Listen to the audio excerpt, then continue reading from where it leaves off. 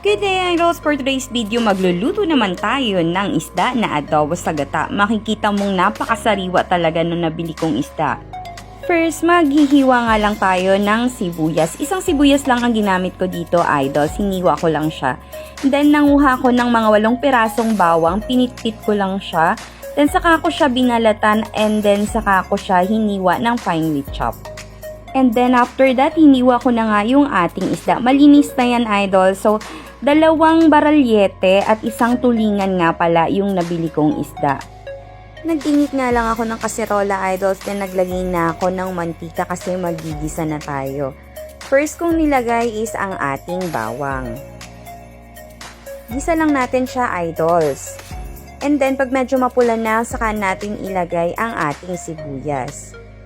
Ayan, papupulahin lang din natin siya, idols. Medyo tutustahin natin yung ating bawang at sibuyas para mas mabango siya pag nilagay natin yung ating isda. Hindi ko igigisa yung isda pero parang ganun na rin siya. Ilalagay ko lang siya pero hindi ko siya hahalukayin. Yan, inuna ko yung ulo para hindi siya madaling madurog. Takpan lang natin siya, idols, at pag narinig na natin siyang nagsizzle na, yung parang tuyo na yung ilalim, then saka natin siya bubuksan. Saka tayo mag-a-add ng water. Mga 1.5 baso lang ng tubig ang aking inilagay, idols. And then takpan lang natin siya, idols, hanggang sa kumulo. At pag nakita nga natin, idols, na medyo kumukulo-kulo na yung ating pot, buksan na natin siya. Ayan. Nagsisimmer na siya, idols, maglagay na tayo ng soy sauce. 1.5 kutsarang soy sauce lang muna ang linagay ko.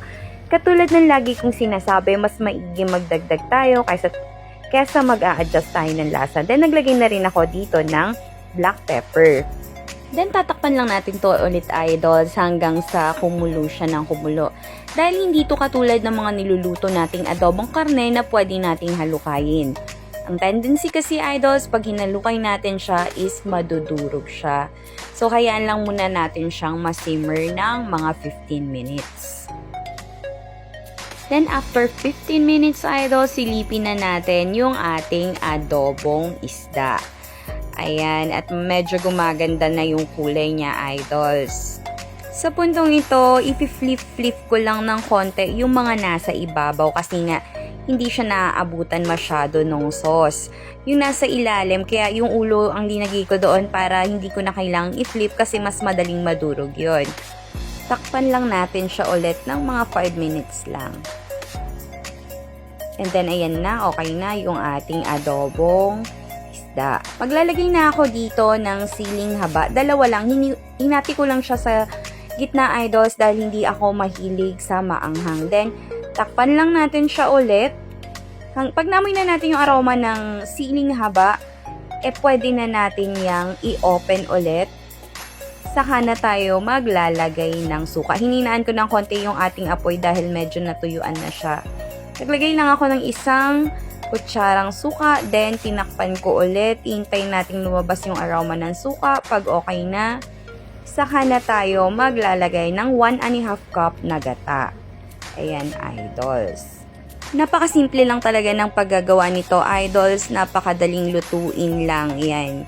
Bale, salang-salang lang tayo. Hayaan lang natin siyang kumulo, idols, hanggang sa lumapot yung ating sauce. Gusto kasi natin sa adobo sa gata natin is yung medyo malapot yung ating kakanggata.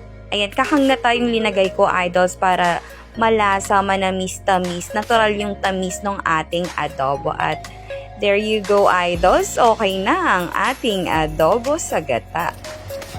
At syempre, dahil okay na ang ating adobo sa gata, mauuna na tayong tumikim nito. Okay, first bite.